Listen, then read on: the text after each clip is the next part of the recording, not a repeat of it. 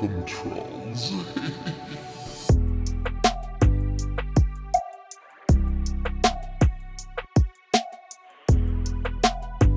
First sees all.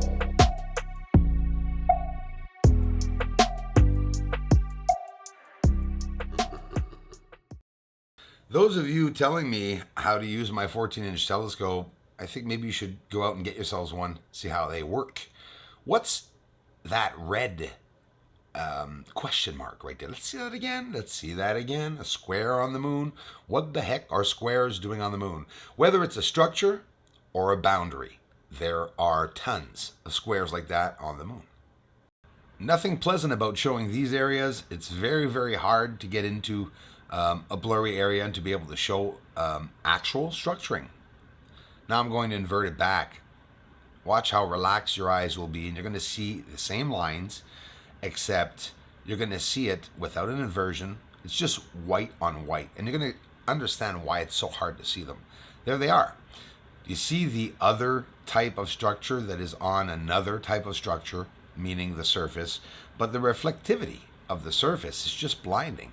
And these objects are near impossible to see until you zoom up on them, quite simply, because it's not the end of the world to zoom up, right? Colors inside of the craters, this Merecrisium, most of the craters, you see the greenery around it.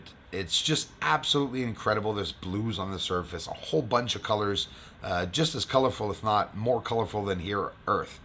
What do you think of this line that runs off and aligns itself in the center of another, we'll call it crater, because that is what they are calling them? These lines and connections could be only one of three things. It could be people, aliens walking through it, right? It could be liquids or gases going through it. Or, what could they be? What else? Aside from gases, liquids, or people, what could they be? They could be corridors, transportation, with vehicles going through them. You look at this framing like setup on the surface, and you hear hundreds of astronomers, the real ones, talk about the moon looking like there's a framing on it. Well, I believe those are people that are really doing their homework and that are really seeing the surface as I am, as I'm showing them to you. You know, why do they spray on the surface of the moon? It's all these things that I'm finding and in my own research, so we don't have to, go through any old pixelated NASA photos. They are so outdated. I very rarely compare the NASA photos with mine because honestly, NASA craters are further away. They use small land-based telescopes and they post, the images, and they're so small and far away. This is Copernicus crater. Top left is where Copernicus is. You can see it. And this massive framing, yes, a massive framing on the surface with another object built on top, towering hundreds, if not 1,000 feet off of the surface. What could it be? Right beside Copernicus crater. You go back every moon phase and they're always there. These are captured along the Terminator line, the only way you're going to get any elevation. On the moon, there's one enemy. It's just like looking in the bottom of the ocean. You have a blur, you have a haze, and everything has the same reflectivity as the surface. But, see, by bringing the exposure down, you could see depth. And that's exactly what I'm doing on the surface to explain quite clearly. I brought down the exposure. You can see the depth in the background, and it brings out the structures that you could not see because of those lights. There's a haze on the surface, atmosphere, natural or not, whether it be because of mining, because there's activity, or just natural, I don't know. But there is a haze, and you can see them rolling along the craters. And I'm not kidding. You can see the hazes rolling up over the craters' edges. I've filmed these before. We're going to talk about some squares, geometrical shapes on the moon. We're going to see some really cool anomalies on the surface. Unidentified flying objects that have gases, smokes, fire can be seen coming from them. They expand and contract. What do you think of this beautiful square beside Longomontanus and, Clavius just on the bottom? You can see Tycho over top there. Again, not hiding the area. Another area where we have squares, rectangle here like a platform, lines going to and from them. No doubt about it, there are lines on the surface. There are constructed setups, on the surface of the moon, without a doubt, that's for sure. They can clearly be seen. And all I'm doing is a simple inversion, no manipulation to any footage whatsoever. As mad as the trolls get that I'm not using big filters and they want to know everything about it, no. They think still, after a couple of years, people think that this is spit on the screen, which is absolutely ridiculous. Check this out. A fire. You're looking at a fire on the surface, and it's a moving object that's on fire. Now look at the UFOs that have fire behind them. So we're talking about a possible type of being there. Oh yeah, by the way, there's a triangular object going by. 3 lights simultaneously following each other. There's the fires at the back of the UFOs. I could lose my voice by explaining what's going on the surface because there's just so much activity. I don't really care if others aren't getting it. I'm able to show it. It's not because people can't show it that they're not there. NASA knows they're there, that's for sure. Why do you think all the money has been invested over years from NASA to be able to go to the moon and explore space? Because there's a whole bunch of beings and creatures out there that they want to analyze, right?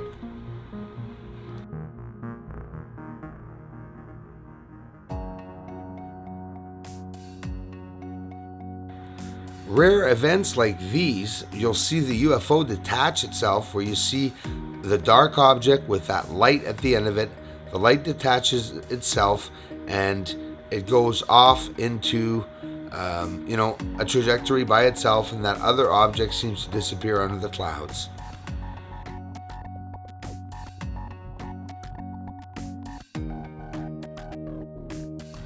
That illuminating dust cloud, whatever it may be, is brightening up also the surface many, many miles around it.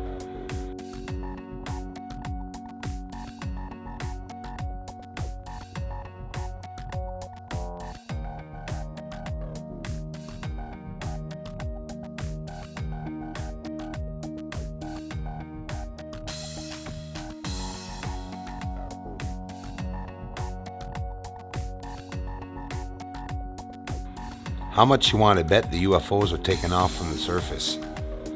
Let me show you something.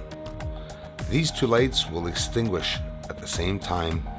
One will advance and a new one will go right back to that first startup point. There we go. Are they producing UFOs on the surface? Are they making UFOs on the surface? Imagine Bob Lazar's reactor inside of those crafts, if it could be real, which most likely it is. Imagine them being on the moon fabricating these.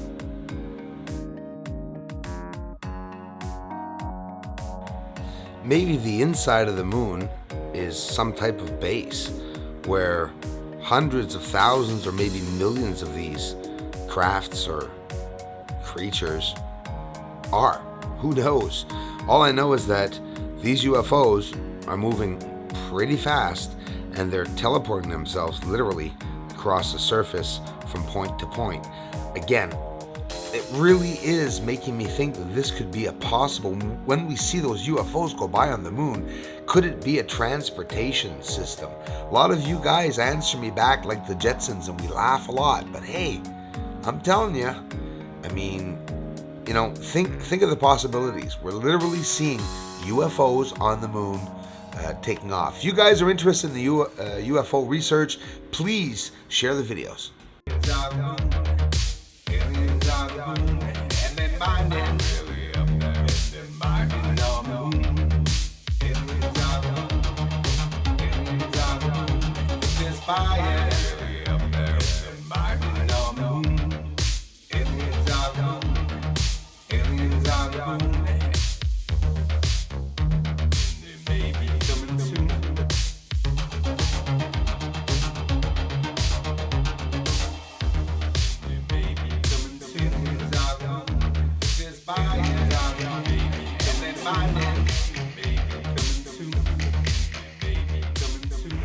This is Houston. Say again, please.